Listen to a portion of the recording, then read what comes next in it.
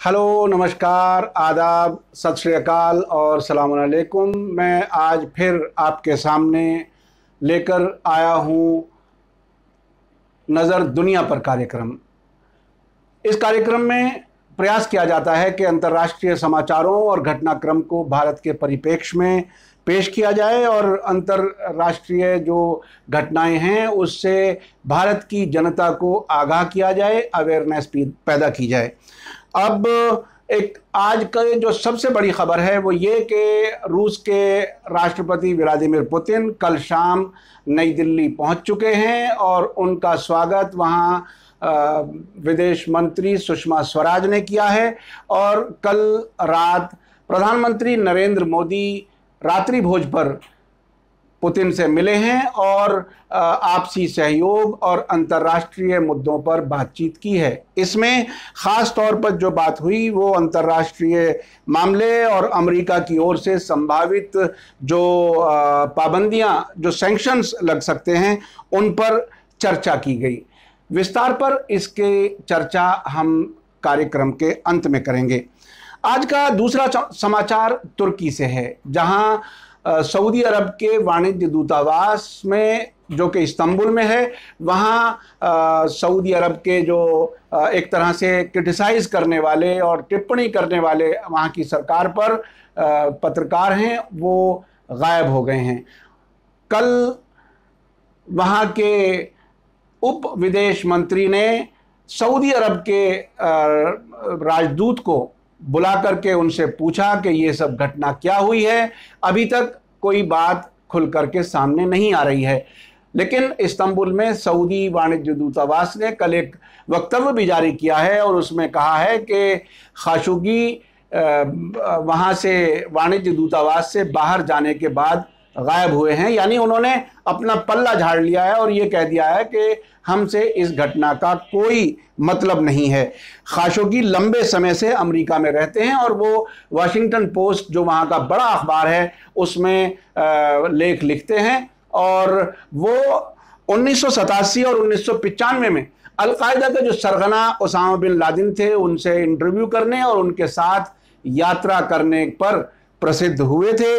उस समय उन्होंने अफगानिस्तान में रूसी फौज के खिलाफ, जो अमेरिका, सऊदी अरब और पाकिस्तान के समर्थन से जो वहाँ मुजाहिदीन रूस की फौजों से लड़ रहे थे, उसको उन्होंने रिपोर्ट किया था। लेकिन एक ख़ास बात ये बताने वाली है कि तुर्की के राष्ट्रपति के एक अधिकारी, उनके दफ्तर के एक अधिकारी ने परसों रात कहा था कि जमाल खाशोगी जो सऊदी पत्रकार हैं, वो अब भी सऊदी वाणिज्य दूतावास में हैं और वो कहीं नहीं गए हैं। ये एक बहुत ही चौंका देने वाला वाकया है। इसके अलावा जो विदेशों में रहने वाले सऊदी हैं और वो एक ऑर्गेनाइजेशन चलाते हैं, आप लोग गूगल करके उसे देख सकते हैं, प्रिजनर्स ऑफ कॉन्शियंस, यानी ज़मीर के कैदी।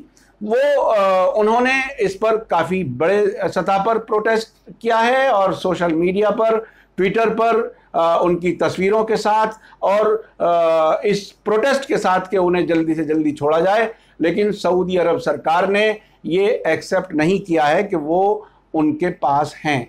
ये एक इसमें आपको, जैसे मैंने बताया था कि सऊदी अरब में पिछले कुछ महीनों में जो विरोधी हैं, इवन हत्ता के जो इमाम हरम, उनको भी गिरफ्तार किया हुआ है, पत्रकारों को, मानवाधिकार एक्टिविस्ट्स को, उनको। इसके आगे समाचार है पाकिस्तान से, जो डॉन समाचार पत्र ने प्रकाशित किया है। उसमें वहाँ के विदेश मंत्रालय के जो स्पोक्समैन हैं मोहम्मद फैसल, उन्होंने कहा है कि करतारपुर सीमा तब तक नहीं खोली जाएगी, सिखों के लिए जो आने वाले वर्ष में 550वीं सालगिरह ननकाना साहब पर होने वाली है, वो तब तक नहीं खोली जाएगी जब तक भारत सरकार की तरफ से कोई सकारात्मक रुख सामने नहीं आता। आपको याद होगा कि नवजोत सिंह सिद्धू, जो पंजाब सरकार में मंत्री हैं और पूर्व क्रिकेटर हैं, वो इमरान खान के शपथ ग्रहण समारोह में पाकिस्तान गए थे और तब पाकिस्तान ने एक तरफा तौर पर अपनी तरफ से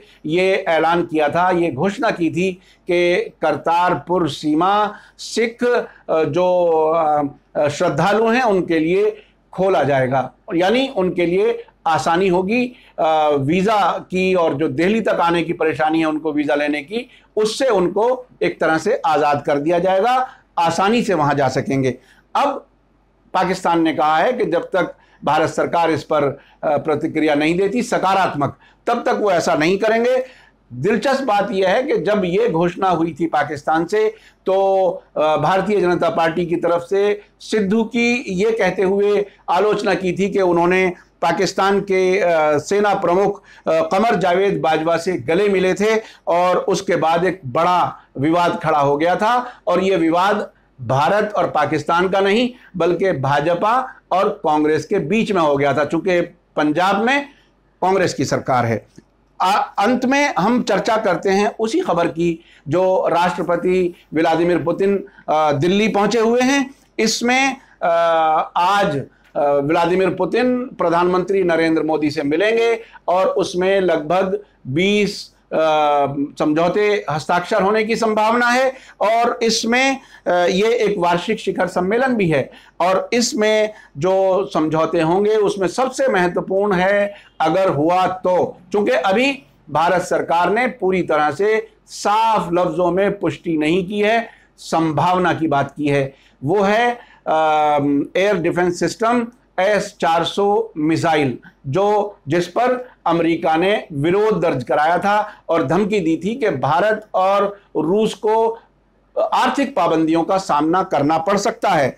अब ये होगा नहीं होगा, शायद जब तक मेरी बात आप तक पहुंचेगी उसके कुछ देर बाद कुछ समाचार मिलें, लेकिन ये इसकी संभावनाएं बताई जा रही हैं, और लगभग $7 अरब का रक्षा सौदा कुल मिलाकर के भारत और रूस के बीच होने वाला है। ये एक बहुत महत्वपूर्ण बात होगी, और राष्ट्रपति पुतिन विश्व के नंबर 1 या नंबर 2, किसको कहां कहा जाए, अमेरिका और रूस को, ये एक अलग बहस है, लेकिन अब इस पूरे क्षेत्र में सीरिया से लेकर के भारत तक और चीन तक, और अब यूरोप में भी किसी हद तक रूस का असर बढ़ा है। तो ये विश्व के इस समय सबसे बड़े नेता हैं जो आज भारत आए हुए हैं।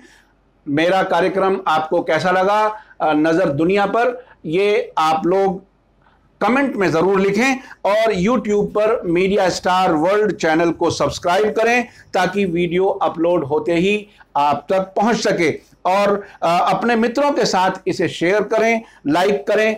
ये बात आपको फिर बताऊं कि विश्व भर में हिंदुस्तानी जबान में इस प्रकार का ये पहला कार्यक्रम है, और अंतर्राष्ट्रीय समाचारों को भारत के परिप्रेक्ष्य में समझने का एक बेहतरीन प्लेटफॉर्म है। मैं इसी के साथ आपसे लेता हूं इजाजत।